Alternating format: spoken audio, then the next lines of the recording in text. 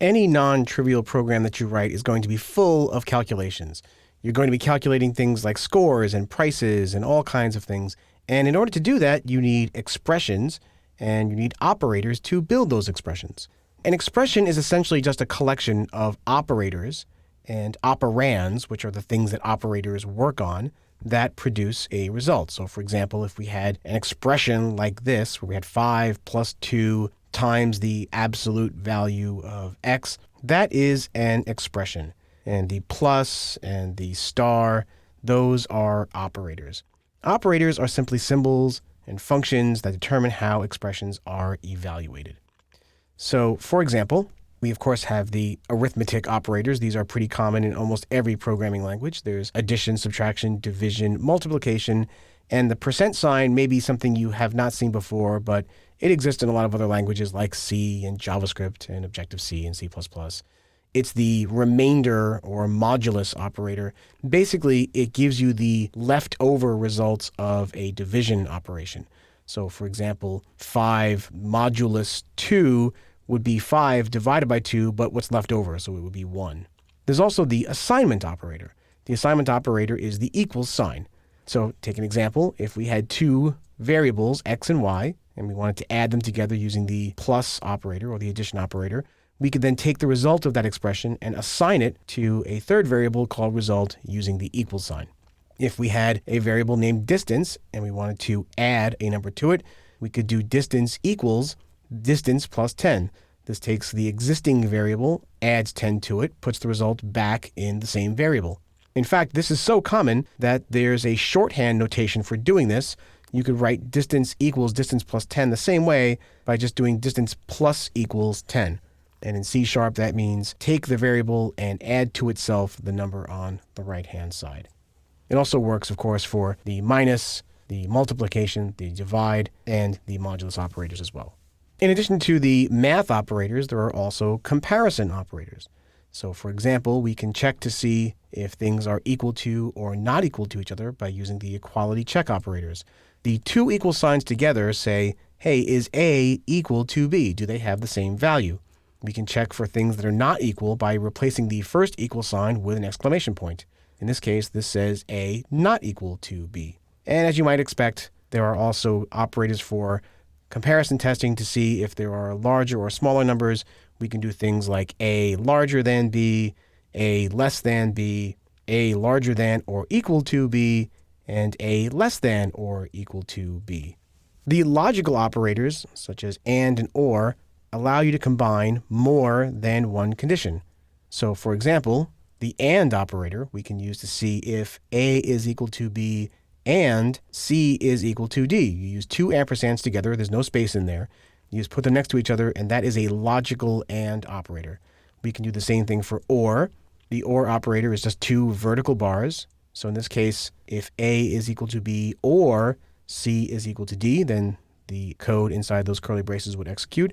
We can also do a not operator. The not operator you can place in front of any Boolean expression to produce the opposite of what that value evaluates to. So for example, in this case, we were saying if not some Boolean value. So if we set A to true for a certain Boolean value, then if we use bool B equals not A, that gives us the inverse value of A. So B is now false. That's what the not operator does. There are also operators for incrementing and decrementing, because again, this happens a lot in programming.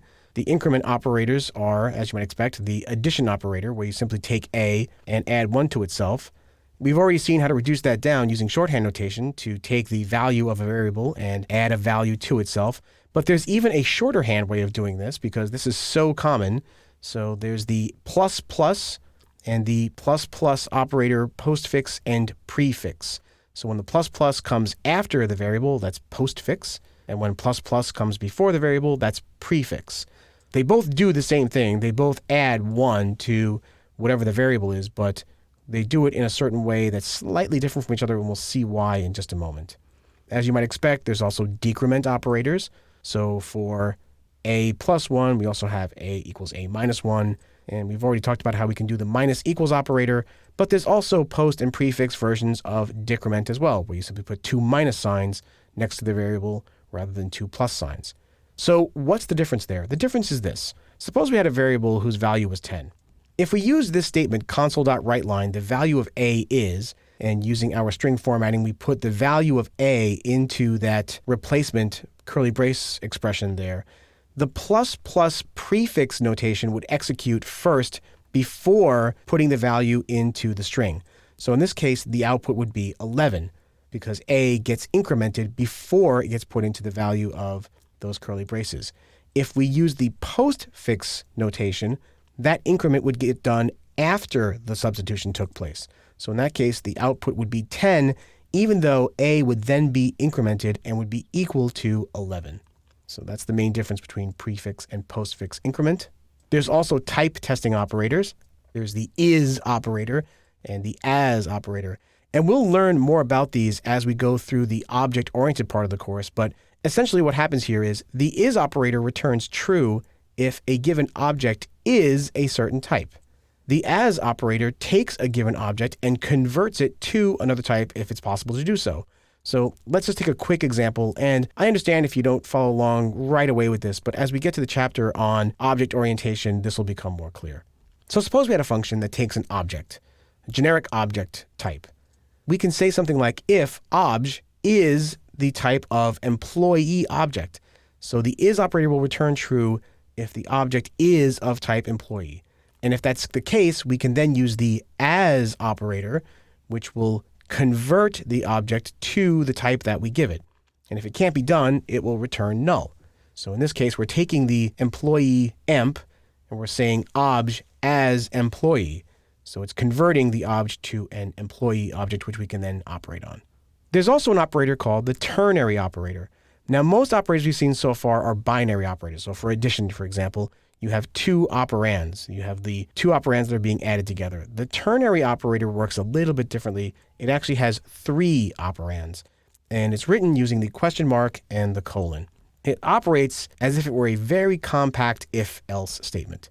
So it works like this. You have a condition which evaluates to true or false, just like in an if statement. You then put the question mark next to it, and then the value that you want to be assigned in the case that the condition is true, and then a colon, and the value that you want to be assigned in case the condition is false. So let's take a real example. Suppose we had a couple of prices, and we wanted to find out which of price 1 and price 2 was the low price. Now we could write it like this. We could say if price 1 is less than price 2, then the low price equals price 1. Otherwise, low price is price 2. Or we could write it like this. We could say low price is equal to, and then the condition here is price 1 less than price 2. Now, if that evaluates to true, we put the question mark there, price 1 would be the low price. That's the true case. And then a colon, and then the value for the false case. In this case, it would be price 2. So you can see we've taken the if statement and compacted it down to just one line of code. Finally, there's operator precedence. Most programming languages have the notion of operator precedence. Operators are operated on in a particular order based upon what the operator is. So let's take a look at an example.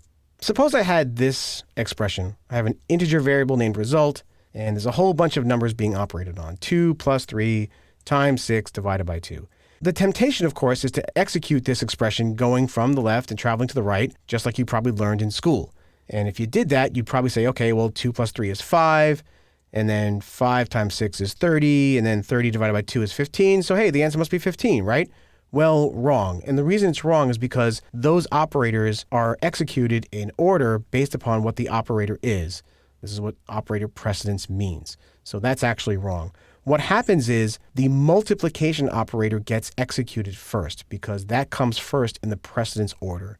So 3 times 6 would be 18. Then the division operator would execute, and 18 divided by 2 would be 9. Then we would go back and we would do the addition because 9 plus 2 is now 11. So the real result would be 11. Now, you can change the order of precedence by using parentheses. So if we put parentheses around the 2 and the 3, then things would execute in the order that you thought they would. In this case, the 2 plus 3 would be executed first because it's in parentheses. Then times 6 is 30, divided by 2 is 15. So the answer in that case would be 15. So how do you know which operators come first? Well, let's take a look.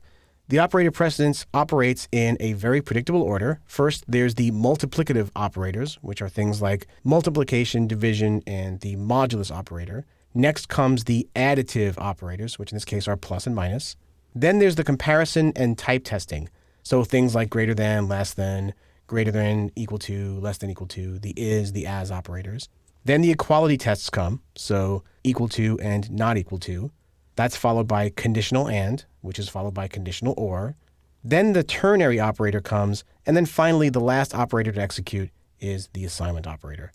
Keep these rules in mind because this is the source of a lot of bugs in programs of beginning developers.